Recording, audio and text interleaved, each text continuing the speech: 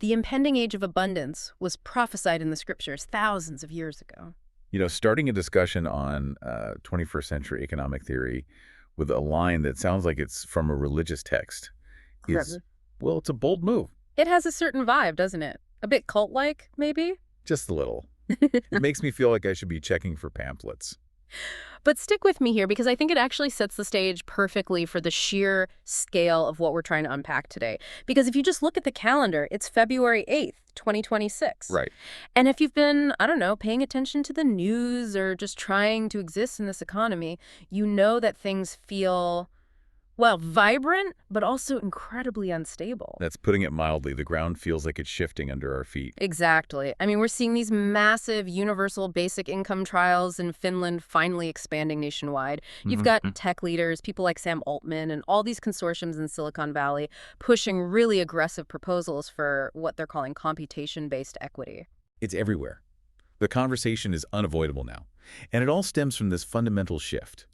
For, the last 10,000 years of human civilization, the primary question was brutally simple. How do I not die today? Pretty much. How do I get enough food? How do I find shelter that won't collapse? Where do I get medicine? It was all about scarcity. There just wasn't enough of the essential stuff to go around. And economics, at its absolute core, is the study of how we allocate those scarce resources. Right. Simple supply and demand. If there's not enough of something, it's valuable, it's expensive. If there's too much of it, it's cheap. That's been the iron law. But now with the explosion of generative AI, with advanced robotics becoming commonplace, and with the energy breakthroughs we've seen in just the last decade, we're being forced to ask a completely new question. A question our ancestors would have just thought was complete nonsense. Utterly baffling to them. The question is, what happens when survival has a price tag of 0? And that right there is the heart of our deep dive today. We are exploring the concept of post-scarcity economics. And we should probably put up a big sign here before you, the listener, roll your eyes and think we're about to describe some kind of, fairy tale land where the rivers flow with chocolate and nobody has a boss. Which does sound pretty good, I have to say. It does, but that's not what we're talking about. We need to be rigorous here. This isn't magic. We are unpacking a theoretical economic framework, one where advanced technology and automation make the production of our basic needs so efficient, so cheap, that the traditional rules of market economics they stop working. They just break down. I think we have to be super careful with our definitions, especially early on. The term post-scarcity is itself a bit of a misnomer. It doesn't mean that literally everything is infinite. Okay, so what's the distinction? Well, think about it. There's only one original Mona Lisa. There's only so much beachfront property in Malibu. If everyone on Earth decides they want to live in the exact same penthouse apartment in New York City, you still have scarcity. A very intense scarcity, in fact. So we're not talking about infinite luxury for every single person on the planet. No, absolutely not. The functional definition hinges on the idea that the essentials are taken care of. We're talking about food, shelter, energy, healthcare, education, and access to information. The idea is that these things can be met for everyone without deprivation and with minimal or eventually 0 human labor. So it's a pivot. It's a pivot from an economy based on managing limited resources to an economy focused on exploring human potential. Which, on the surface, sounds like paradise. It sounds like the utopian dream we've been sold for centuries. But that's the trap, isn't it? That's really the mission of this deep dive. We have to figure out if this is actually a utopia we're heading towards, or if it's a kind of existential crisis just waiting to happen. The ultimate be careful what you wish for scenario. Exactly. Because if history, and maybe more importantly science fiction, has taught us anything, it's that humans are exceptionally good at messing up a good thing. It's the big question, right? If you remove the struggle for survival, do you accidentally remove the meaning of it all too? So let's get into the roots of this. Because while we're obsessing over it here in 2026, the dream of, not having to work to live, that's pretty much as old as the concept of work itself. Oh, it is. It's a deep, deep human longing. If we're going to trace the intellectual lineage of this idea, you have to go all the way back to 1516. Thomas More, and his book, Utopia. Now, people often cite this as just, a nice story about a fantasy island. But it was a scathing critique of the Europe he was living in. He was looking around at poverty, at war, at inequality, and he envisioned a society that had systematically removed the burden of what he saw as artificial scarcity. And he was rating this at a time when scarcity was not an abstract concept. It meant you and your entire village would literally starve to death if the harvest failed. Exactly. But Moore planted this radical seed, the idea that poverty isn't a natural law like gravity. She suggested it was a design flaw in how we organize ourselves as a society. That was a revolutionary thought. But, okay, if we want to get to the modern economic understanding of this, we have to jump way forward. To the giant of 20th century economics. John Maynard Keynes. In 1930, right at the start of the Great Depression, I mean, a moment when things look absolutely bleak, the darkest they'd been in a long time, he wrote this incredible essay. It's called Economic Possibilities for Our Grandchildren. It's a fascinating read because he's basically trying to look past the immediate crisis. He is. He's looking at the rate of technological progress, things like electricity, mass production lines, and he's looking at the rate of capital accumulation. And based on that, he makes this stunningly optimistic prediction. He puts a timer on it, doesn't he? He says the whole economic problem has an expiration date. He does. He believed that within 100 years, so essentially by 2030, which is just 4 years from now, we would have solved the problem of scarcity. Not just managed it, but solved it. He genuinely thought we would be so fantastically productive that our biggest problem would be figuring out what to do with all our free time. This is where we get the famous 15-hour work week prediction. He actually thought 3 hours a day would probably be enough. And even that, he figured, was mostly just to satisfy our old, ingrained habit of needing to feel useful. He predicted that the biggest challenge for his grandchildren, which is us, would be, and I'm paraphrasing here, a kind of collective nervous breakdown from sheer abject boredom. Okay, so I have to push back hard on this. It's 2026. I am definitely working more than 15 hours a week. Most people I know are hustling harder than ever. Keynes was an absolute genius, so where did he go wrong? Why was his timeline so wildly off? That is the million-dollar question, isn't it? And the fascinating thing is, he wasn't really wrong about the capacity. Our productive capacity has exploded, probably even beyond what he imagined.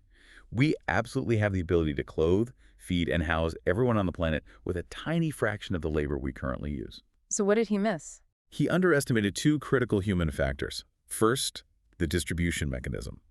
He didn't fully account for how capitalism tends to concentrate that abundance in the hands of a few rather than spreading it out. But the second thing, and I think this is the more important one, he underestimated what we now call lifestyle creep. The idea that as soon as you get what you need, you just invent a whole new list of needs. Exactly. In 1930, needs were pretty basic. Food on the table, a roof over your head, heat in the winter, maybe a radio for entertainment. Today, for many people, a need is a smartphone with a high-speed data plan, it's 2 cars, it's international travel, it's a half-dozen streaming subscriptions. We took all of our incredible productivity gains, and instead of converting them into leisure time, we converted them into higher and higher standards of consumption. We chose more stuff over more time. We chose the stuff every time. It's a sobering way to look at it. We could have had the 15-hour work week, but we wanted the SUV and the trip to Bali instead. And that's a powerful point. But there are thinkers who argue that we need to consciously make a different choice now. Which brings us to the political angle on this, because you can't talk about distributing resources without talking about politics. Specifically, the anarchists and socialists who took Keynes' idea and just ran with it. You're definitely thinking of Murray Bookchin. Post-Scarcity anarchism. I mean, that title alone is a provocation. Bookchin is so crucial because he's the one who really bridges the gap between the technological potential and the ecological necessity. He's writing this stuff in the late 60s, early 70s. And he argued that we shouldn't just automate for the sake of profit or for massive centralized industrial growth. His vision was for a decentralized society. So not giant Soviet-style factories run by robots. The exact opposite. He wanted local, community-controlled automation.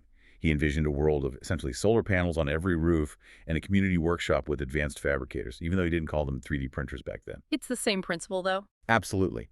His core argument was that if you use technology to liberate people from what he called toil, the soul-crushing drudgery of survival work, you free them up to be fully realized political, social, and artistic beings, to participate in their communities. But he was adamant that it had to be ecological. You cannot have post-scarcity if you destroy the planet to get there. Because that's just a delayed scarcity crisis. It's just kicking the can down the road until the can is on fire. And that brings us to a more contemporary voice on this, Aaron Bananev. Right. Bananev is interesting because he's writing in the thick of the current automation hype in the 2010s and 20s. He is, and he argues that we can't just slap a UBI onto our current capitalist framework and call it a day. He says that to get to true sustainable abundance, we have to do something much more radical. We have to break with the money form of value. Okay, hold on. Let's unpack that. What does that actually mean, to break with the money form of value? It means we have to stop producing things primarily because they will sell for a profit and start producing them primarily because people need them. He argues that as long as the main driver of all production is return on investment, you will always have corporations creating artificial scarcity to keep prices high. Can you give me an example? Sure. Think about food waste. If it is more profitable for a supermarket to throw away tons of perfectly good food than to arrange for it to be given to the hungry, which happens every single day, then under the current system, capitalism will always choose to throw away the food. Bananev argues for what he calls post-capitalist abundance, where production is coordinated based on demonstrated social need, not projected profit margins. Okay, so that's the history, that's the theory. But let's get concrete. We are standing here in 2026. What does the actual post-scarcity tech stack look like? Because it's not just one magic invention, right? It's a convergence of different technologies. It's basically a three-legged stool. The first leg is the most obvious one: automation and robotics. This is the labor component. If you have a humanoid robot, like the advanced ones we're seeing roll out from Tesla and Figure AI and others, that can build a house, harvest a field of corn, fix a leaky pipe, and eventually even perform basic surgery, well, the cost of labor in all those goods and services drops effectively to zero. You just have the cost of building and maintaining the robot itself. Exactly. Which brings us to the second, and arguably most important, leg of the stool: energy. Because those robots don't run on good vibes. They need electrons, lots of them. A truly massive amount. This is why the continued staggering drop in the cost of solar and wind power, plus the steady advances in fusion, however incremental they seem, are the absolute backbone of this entire concept. If energy is expensive, then everything is expensive. Full stop. But if energy becomes, as the old atomic age promise went, too cheap to meter, then the cost of everything that requires energy extracting raw materials, processing them, transportation, it all collapses. Okay, so we have infinite labor from robots, infinite power from renewables, and fusion. What's the third leg? Fabrication. This is the replicator concept from science fiction becoming reality. Now, we aren't quite at the Star Trek level of rearranging subatomic particles on demand. Not yet. Not yet. But advanced 3D printing, molecular manufacturing, precision biofabrication, they're getting shockingly close. We are rapidly moving toward a world where you can send a digital file to a local machine, and it produces a highly complex physical object from a circuit board to a stake. So you combine those three things: infinite labor from the robots, infinite power from the sun, and local on-demand production from the fabricators. And what you get is the holy grail of this whole theory: a zero marginal cost society. The marginal cost, as you know, is the cost to produce just one more unit of something. Right. So if you're Ford in 1990, building one more car costs you thousands of dollars in steel, plastic, glass, and human wages, a high marginal cost. Precisely. But now think about our digital world. What is the cost to Netflix for you to stream one more movie? Basically nothing. A tiny bit of electricity and a fraction of a penny in server bandwidth. It's effectively zero.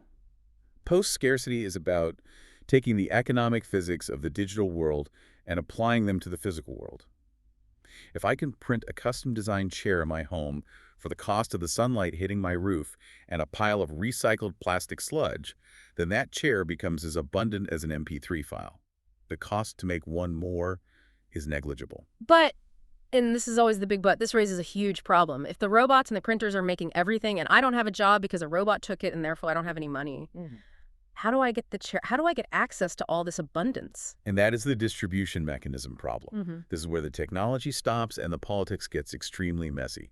The core principle of any functional post-scarcity society has to be universal access to basics. Which is where we get proposals like UBI, Universal Basic Income. UBI is the most common proposal you hear today, and it's the simplest to grasp. The government taxes the immense profits generated by the robot owners and the AI companies, and it cuts every citizen a check every month. It's a market-based solution. But there are other ideas. Oh, yes. There's a deeper, more socialist-inspired version called Universal Basic Services, or UBS. The idea there is, instead of giving you cash to then pay rent to a private landlord, the housing itself is provided as a public right. High-quality food is provided. Public transport is free. Healthcare is free. Education is free. So the goal, either way, is to completely decouple survival from employment, to break that link. Yes, and that shift is, it's hard to overstate how massive that is. You go from a society that is fundamentally organized around the principle of survival, you work to eat, to a society that can finally organize itself around the principle of fulfillment. Which sounds great, but it leads directly to the question that every single skeptic asks immediately. I've heard this at every dinner party where the topic comes up. If you give people everything they need for free, they will do nothing. If I don't need money to survive, why would I ever get out of bed? Why would I contribute anything to society? This is the famous incentive problem. Yeah. And honestly, it reveals a very deeply cynical view of human nature. The theory of post-scarcity argues that this view is wrong. It argues that humans are naturally industrious, we're curious, we're social creatures. We don't just work for a paycheck. We work for status. We work to solve interesting puzzles. We work for the respect of our peers. Look at the open source software movement. Or look at Wikipedia. You have thousands upon thousands of highly skilled people spending millions of collective hours building some of the most complex tools and comprehensive encyclopedias in human history for $0. Why? Why do they do it? Because they want the respect of other programmers. They want to be helpful. They want to master a skill and show it off. It's for passion, for art, for science, for community contribution. And in a post-scarcity world, those become the primary drivers. So the entire purpose of the economy shifts from allocating scarce resources to something more like negotiating collective meaning. That's a beautiful way to put it. But we do have to acknowledge the bottleneck here. We're not there yet. We're in this weird, messy transition period. We are. We have digital abundance, sure. Yeah. But in the physical world, human labor is still a major bottleneck in so many areas. In elder care, in creative strategy, in scientific research, in, fixing the robots when they inevitably break down. Right. So until we get to 100% full automation, we're in this awkward phase where we still need people to scrub toilets and drive trucks, but we're simultaneously telling them that a world of infinite leisure is just around the corner. That's a recipe for some serious social tension. It absolutely is. And to really understand where that transition might lead and what the world on the other side might look like, we have to look at the simulations. We don't have a real post-scarcity country to study yet, but we have thousands of them in fiction. Science fiction is basically a massive sandbox for economic and social theory. It lets us run these thought experiments to their most logical and sometimes illogical extremes and see what breaks. And there's no better place to start than the gold standard, the one that feels like the default setting for good future. It has to be Star Trek, specifically the United Federation of Planets in the 24th century, the world of Captain Picard. The Federation is the classic proto-post-scarcity society. By the time of the next generation, money is explicitly stated to be obsolete on Earth, and they have the ultimate technological ace in the hole. The replicator. Which converts pure energy directly into matter. Exactly. You want a cup of Earl Grey tea? Hot. You don't need a tea plantation in India, a factory in England, a shipping container, a cargo ship, a grocery store, or a kettle. You just need a sufficient power source. The marginal cost of that cup of tea is just the energy it takes to arrange the atoms. And because of that technology, the economics of the Federation are, well, they don't really have economics in the way we understand it. Picard has that famous line in the movie First Contact. He's explaining a society to a confused 21st century human, and he says, "The acquisition of wealth is no longer the driving force in our lives. We work to better ourselves and the rest of humanity." It's a wonderfully noble sentiment. It's built on the core assumption that once greed is no longer necessary for your physical survival, humans will naturally choose to be better, to be more enlightened. It presents an evolution from a kind of democratic capitalism into something more ethical and explorative. But is it realistic? Is that just high-minded moralizing from the writers, or is there a kernel of truth there? I think it's optimistic, for sure. It assumes that status in their society will be defined almost entirely by competence and morality. In Star Trek, the person with the most status isn't the one with the biggest yacht. There are no yachts. It's the best starship captain, the best scientist, the best diplomat, the best artist. It suggests that our so-called darker nature, our greed, our violence, is really just a symptom of living under the pressures of scarcity. Remove the hunger, and you remove the crime. It's a very hopeful vision. Okay, so that's the clean, orderly, Navy in space version of utopia. But now let's swim out into the really deep, strange waters. Let's talk about the Culture series by Ian M. Banks, because this is post-scarcity taken to its absolute mind-bending limit. Oh, the Culture. Yeah. It makes the Federation in Star Trek look like a rustic camping trip. In the Culture, they have fully automated everything, to a degree that is almost incomprehensible. But the key fundamental difference is governance. The Culture is not run by humans. It is run by hyper-advanced, godlike artificial intelligences called minds. So the robots really are in charge. They are. But they're presented as being genuinely benevolent.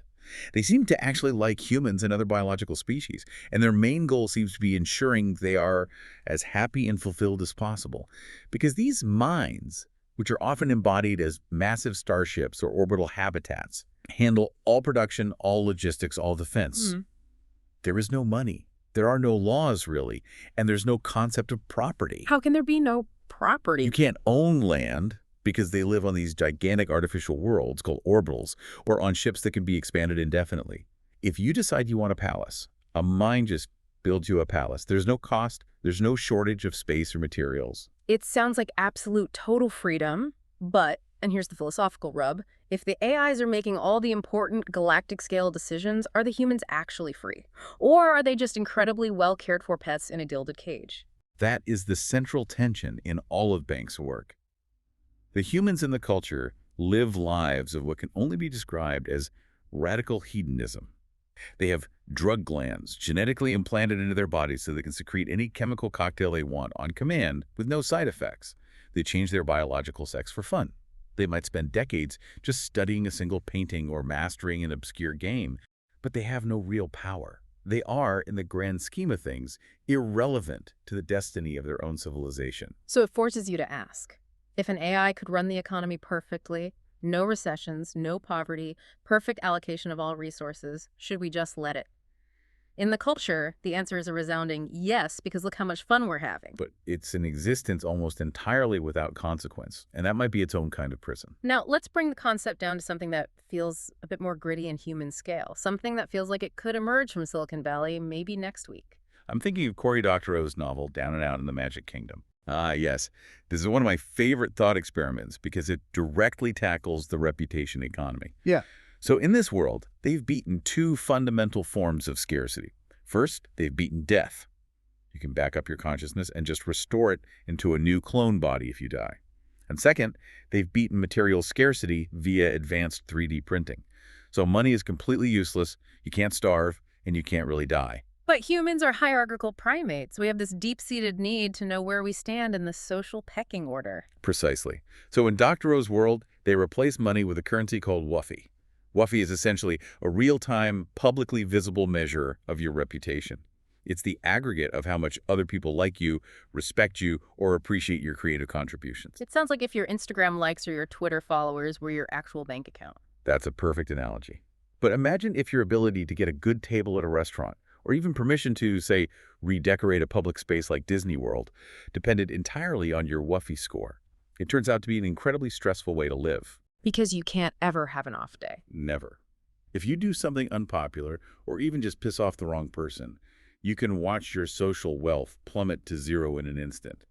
It shows that even if we eliminate material scarcity, we might just invent new, artificial forms of scarcity based purely on social status.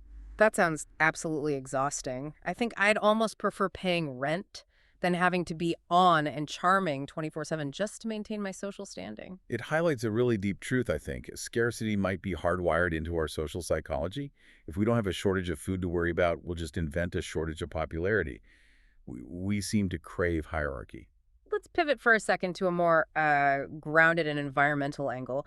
I'm thinking of the Mars trilogy by Kim Stanley Robinson. This feels less like magic tech and more like hard engineering.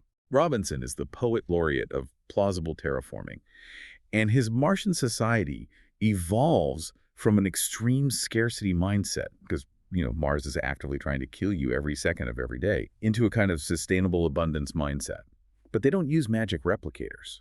Their economy is based on ecological principles. It's based on caloric inputs and outputs. It's all about balance. It's all about balance. Yeah. They calculate exactly what the new Martian biosphere can support, It's a system of incredibly efficient resource management that eventually leads to abundance for all. But it's not a take whatever you want abundance.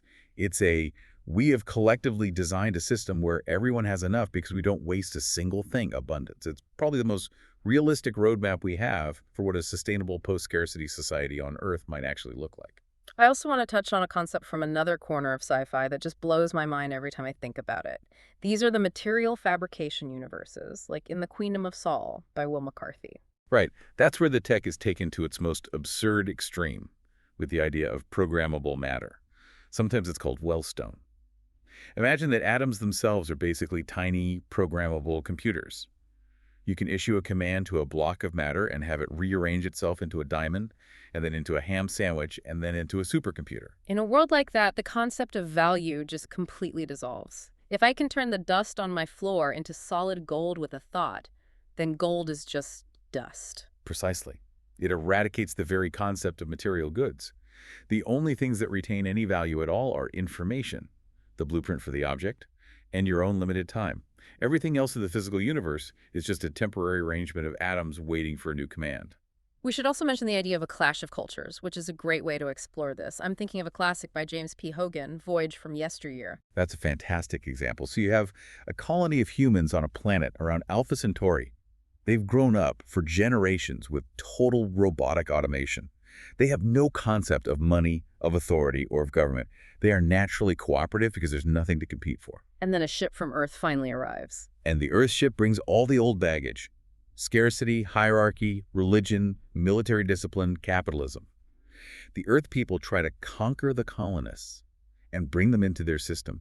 But the colonists just look at them like they're completely insane. They can't be conquered because they can't be threatened in any meaningful way. Exactly. The Earth captain says, do what I say, or I'll cut off your food supply. And the colonists say, my house prints my food, what are you talking about? The captain says, I'll take all your money. And they say, what's money? The Earth authorities have absolutely no leverage.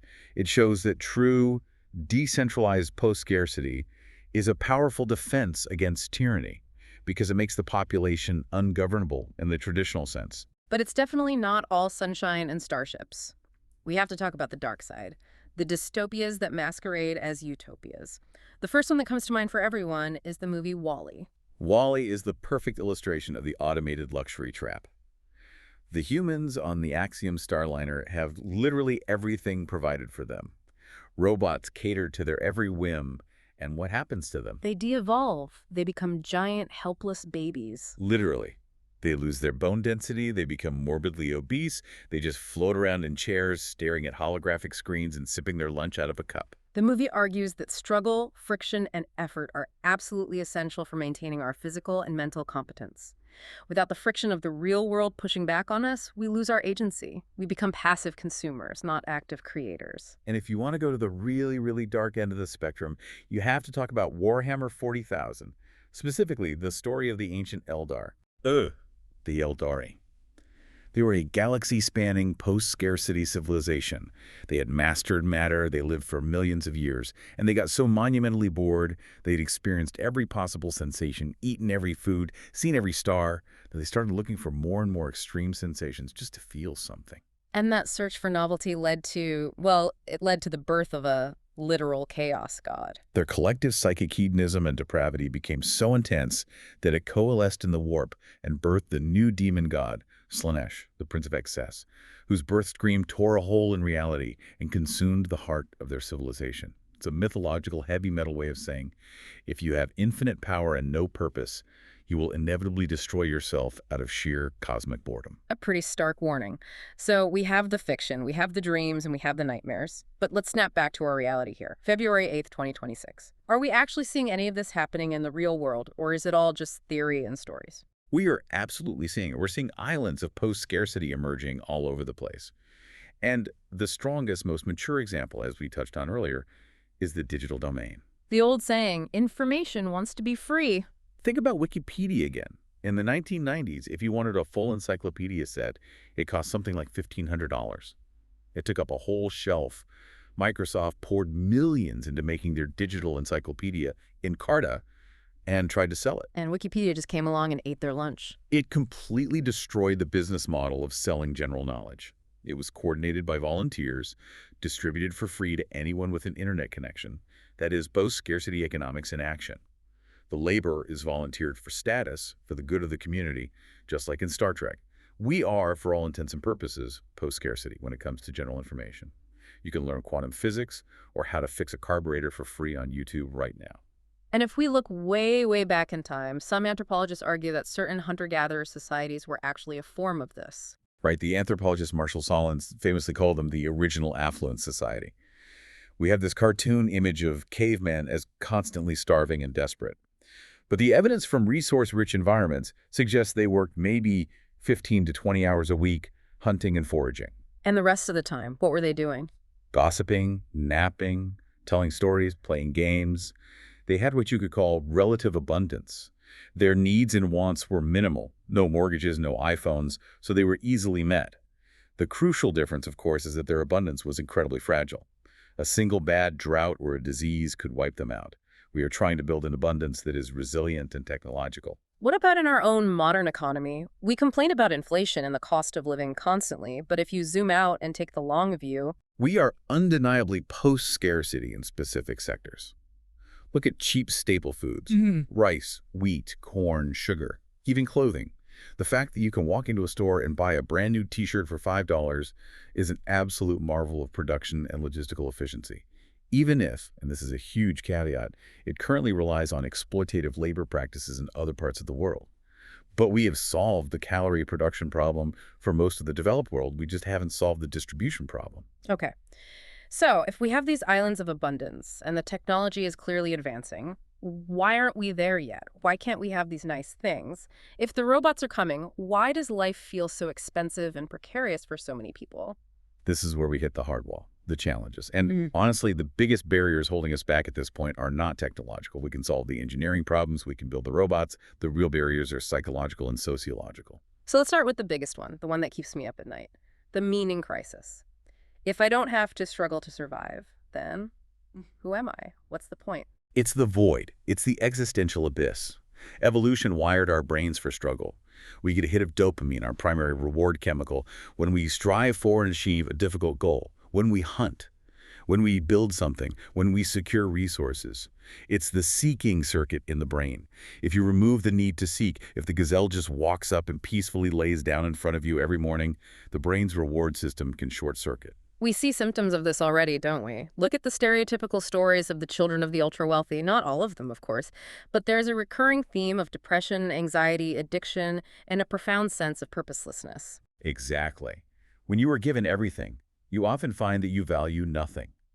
The risk is that without the external pressure of a job to structure our days and give us a sense of identity, huge swaths of the population might just retreat into pure hedonism, into immersive video games, drug use, or total social disengagement. We haven't been trained as a culture to define our own purpose. We've been trained for centuries to be employees. We define ourselves by our jobs. Hi, I'm Bob. I'm an accountant. If Bob's no longer an accountant, does Bob even exist anymore? And that links directly to the next problem, which is the boredom trap. Ennui. It sounds like a fancy, trivial problem for the rich, but it's genuinely dangerous on a societal scale. Human desires, as we discussed with Keynes, seem to be infinite. If I give you a flying car, you'll be thrilled for a month, then you'll get bored of it and you'll want a personal teleporter.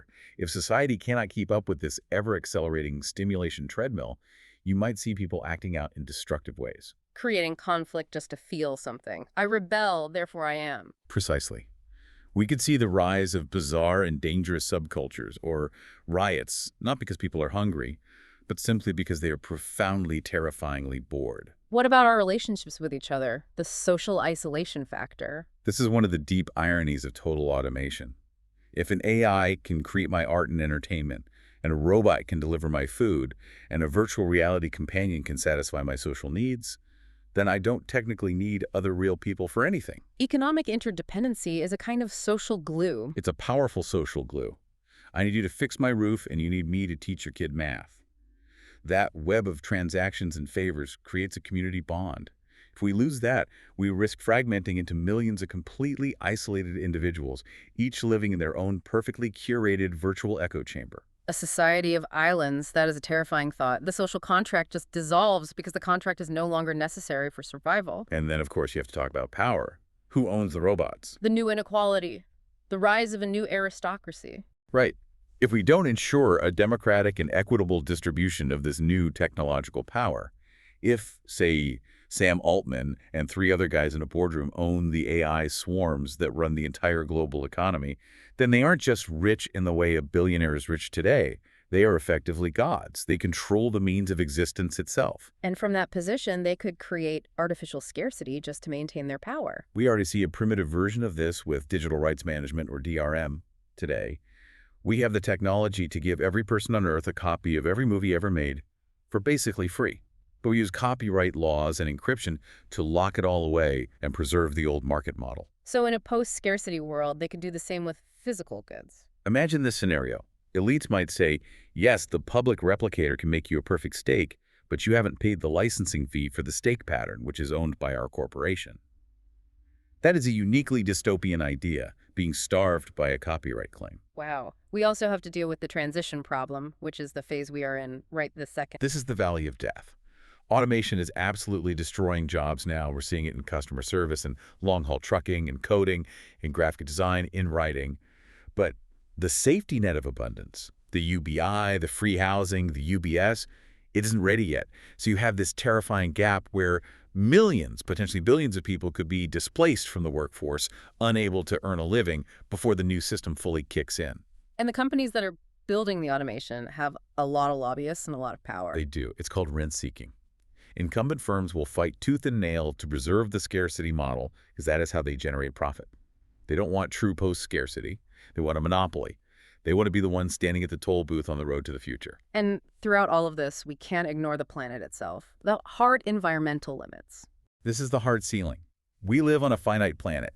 Even with infinite clean solar power, you can't just print infinite plastic widgets without consequence. There's waste heat to consider. Raw material extraction, even if done by robots, can destroy ecosystems. If post-scarcity just ends up meaning hyper-consumerism for 10 billion people, we will cook the biosphere in a decade. So any workable system has to be a closed loop. It has to be circular. It has to be. The atoms have to go round and round. Recycling and reclamation would have to be near perfect. And finally, the last big challenge, governance and ethics. Who encodes justice into the AI? If the benevolent minds from the culture are running things in our future, who programmed them? What biases did those programmers have?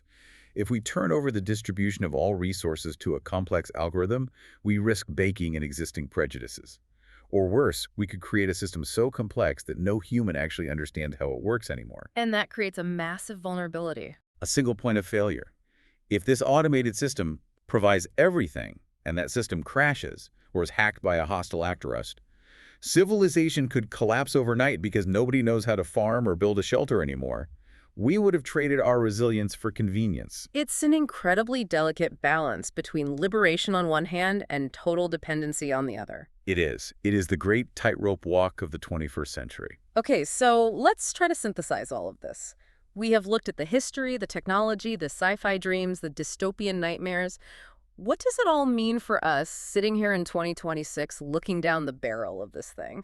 I think the most important takeaway is that post-scarcity is not a binary switch. It's not like one day we wake up and we're in a scarcity world and the next day, boom, we're in an abundance world. It is an incremental, messy, and often contradictory journey. We're building the ladder as we're climbing it. That's a great way to put it. We're seeing it happen in patches, in different sectors at different speeds. We are already post-scarcity in information. We are rapidly getting there in energy. We are lagging way behind in things like housing and healthcare. But the overall trend line is clear. The ultimate question, then, doesn't seem to be a technological one. It's a question of mindset. It is. It challenges us to completely rethink what economics is for. To stop seeing it as a zero-sum game of competition I have to take from you in order for me to survive, and start seeing it as a platform. A stable floor upon which true human flourishing can finally be built. It's asking us to stop fighting over the crumbs and start figuring out how to bake a much, much bigger cake for everyone. It sounds like it's about growing up as a species. In a very real way, yes. Scarcity has kept us in a kind of planetary adolescence, marked by competition, insecurity, and short-term thinking. Abundance is the challenge of maturity. Can we handle it? Can we shift to cooperation, to long-term planning, and to self-definition? It's asking us to become the architects of our own lives, rather than just the laborers building someone else's dream. So this is where we want to leave you, the listener. We've talked about robots and replicators, about anarchism and the meaning of life, but I want to leave you with a very personal provocation, a little thought experiment for your commute home or your walk or whatever you're doing right now. Let's hear it. Imagine it happens. The technology works perfectly. The politicians, against all odds, actually get their act together and pass a generous UBI or build out universal basic services. Imagine that, starting tomorrow morning. All of your basic needs were met: food, shelter, safety, healthcare, all of it, guaranteed for life. You never have to work another day again unless you want to. It's a genuinely terrifying question to ask oneself. What would you actually do with your Tuesday? Would you finally write that novel? Would you learn to play the guitar? Would you volunteer at the local animal shelter?